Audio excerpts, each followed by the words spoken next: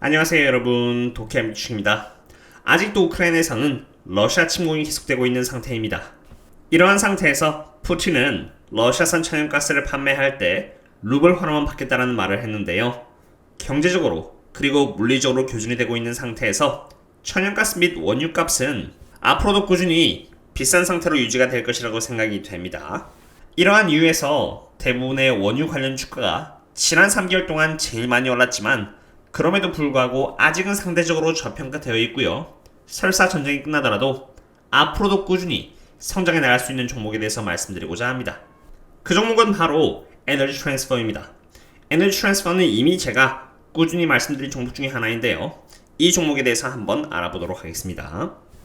그리고 이렇게 좋아요를 눌러주시면은 제가 꾸준히 채널을 유지하고 분석하는데 큰 도움이 되니 많은 도움 부탁드립니다.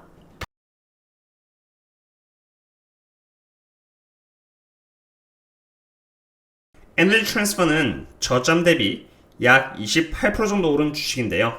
어떠한 이유에서 아직도 이 기업이 꾸준히 성장해 나갈 수 있는지 한번 차근차근 알아볼까 합니다.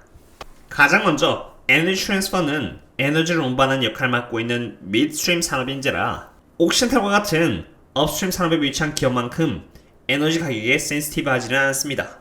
그러나 또 그렇다고 해서 수혜를 전혀 받지 않는다는 것은 아닌데요. 먼저 에너지 트랜스퍼의 포트폴리오는 다음과 같이 이루어져 있습니다.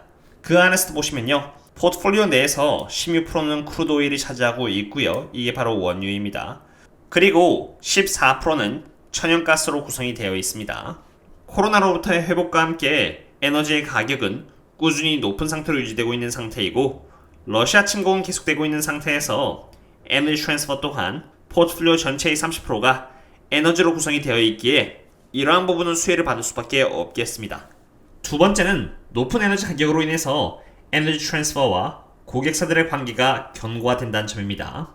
에너지 트랜스퍼는 고객사들과의 계약을 통해서 다양한 에너지 자원들을 운송하는 역할을 하는데 에너지 가격이 높아지면서 고객사들의 재무 상태가 건전해지고요. 이에 따라서 에너지 트랜스퍼와의 에너지원 공급 계약도 더 원활하게 체결될 수 있다는 점입니다.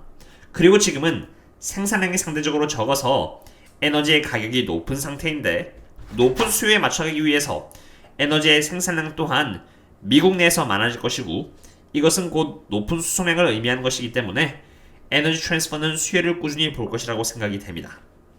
세 번째는 배당금입니다. 배당금 부분이 앞으로 에너지 트랜스퍼의 주가가 오를 수 있는 키 인디케이터 중에 하나라고 생각하는데요.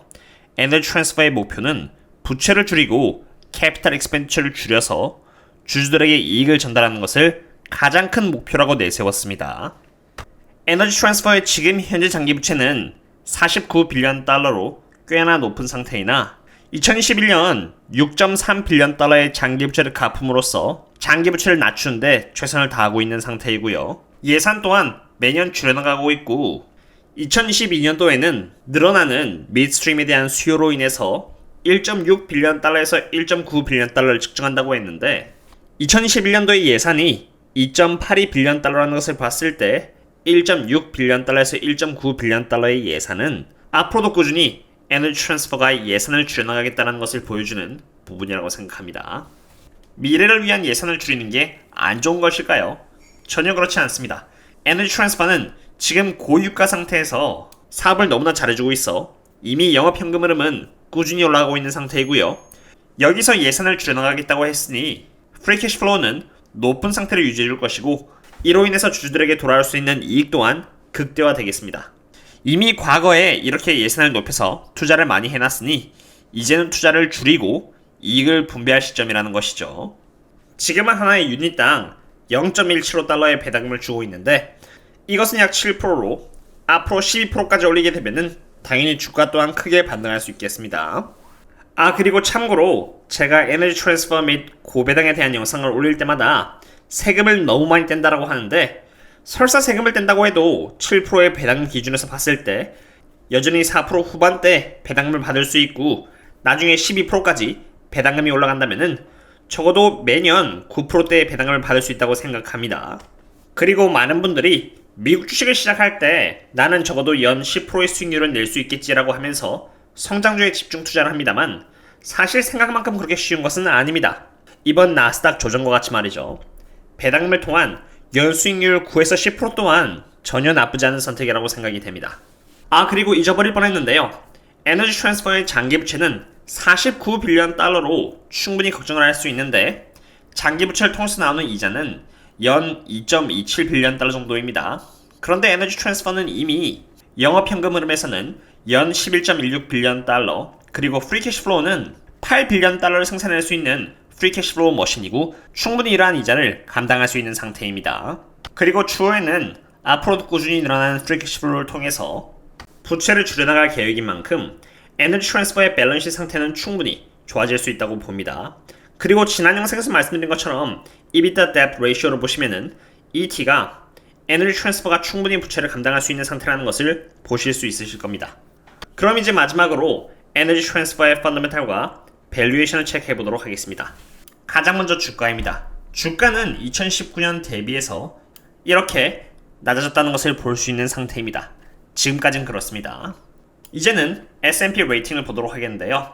2019년 대비해서 2021년 또한 BBB-로 별로 바뀐 게 없다는 것을 볼 수 있습니다.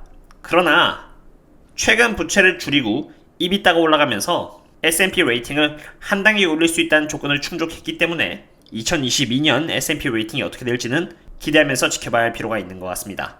레비뉴를 보도록 하겠습니다. 레비뉴는 2019년 대비해서 2021년 높아졌다는 것을 볼 수 있고요. 매출액에서 원가 비용을 빼면 나오는 것이 그로스 프로핏이고 이러한 그로스 프로핏을 매출액으로 나누면 나오는 것이 바로 그로스 마진인데 마진율은 떨어지지도 않은 21% 그대로를 유지하고 있습니다. 그 다음은 마켓 밸류입니다. 마켓 밸류는 발행된 주식의 양 곱하기 스톡 프라이스를 곱하면 나오는 것이 마켓 밸류인데 주가가 떨어지면서 오히려 2019년 대비해서 줄어들었다는 것을 볼 수 있죠. 엔터프라이즈 밸류의 경우는 이러한 마켓 밸류에서 현금과 부채를 감안한 그런 개념인데 주가가 떨어졌으니 당연히 엔터프라이즈 밸류 또한 그거에 맞춰서 떨어졌다는 것을 볼 수 있습니다. 이 부분은 마켓 밸류 대비해서 그로스 마진이 어느 정도이냐를 보여주는 부분인데요. 이 비율은 2019년 27%였다가 44%로 꽤나 늘어났다는 것을 볼 수 있습니다.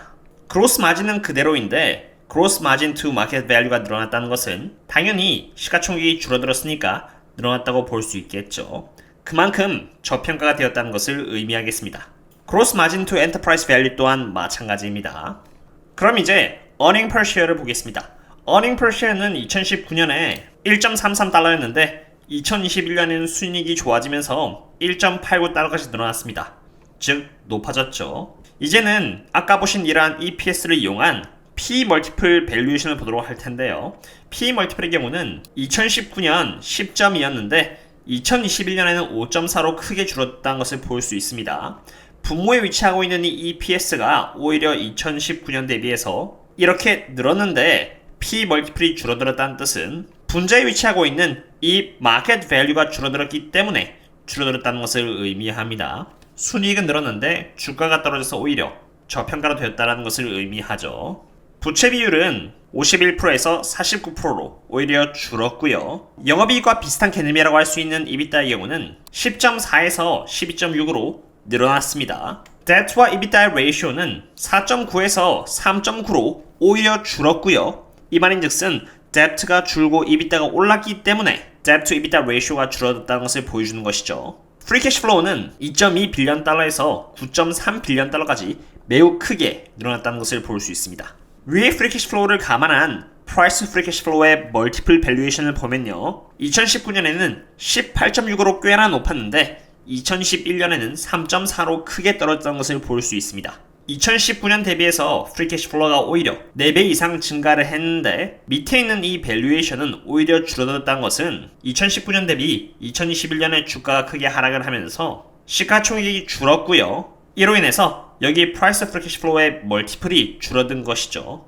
이걸 종합적으로 말해본다면은 에너지 트랜스퍼의 펀더멘탈은 2019년 대비해서 크게 좋아졌는데 외적인 이슈로 인해서 오히려 주가와 시가총액 그리고 엔터프라이즈 밸류가 떨어졌고요. 이로 인해서 에너지 트랜스퍼의 밸류에이션은 지금 저평가를 가리키고 있는 것입니다. 오늘은 이렇게 에너지 트랜스퍼에 대한 분석을 추가로 해보았습니다. 옥시덴탈 또한 에너지 트랜스퍼와 마찬가지로 de-risk, de-leverage 그리고 주주들에게 이익을 환원하는 것을 최우선적인 목표로 삼았었고 지금도 같은 자세를 유지하고 있습니다. 옥시덴탈도 과거에 부채가 엄청 많았고 이러한 과정을 통해서 부채를 줄여나가고 있는 것이죠. 그리고 최근에는 배당도 시작하면서 주주에게 이익을 환원시키고 있습니다. 이러한 과정은 에너지 트랜스퍼 또한 마찬가지입니다. 에너지 트랜스퍼 또한 부채를 줄이고 캐펙스를 줄이면서 디리스킹을 하고 있는 것이고, 벌어들이는 수익을 주주들에게 환원함으로써 옥시덴탈과 비슷한 정책을 밀고 나가고 있는 것입니다. 마지막으로 높은 수익률을 보여주고 있는 미국의 국회의원 또한 에너지 트랜스퍼를 1억 원어치 매수했다는 말씀을 드리면서 오늘의 분석을 이만 마치도록 하겠습니다. 다들 즐거운 주말 되시고요. 그럼 다음에 또 다른 기업 분석과 함께 찾아뵙도록 하겠습니다. 그럼 다음에 또 만나요. See you later.